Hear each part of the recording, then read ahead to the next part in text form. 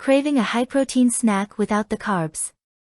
Let's whip up a cottage cheese flatbread in just 60 seconds. All you need: cottage cheese, an egg, and a pinch of your favorite spices. Simplicity at its best. Blend it all together until it's perfectly smooth.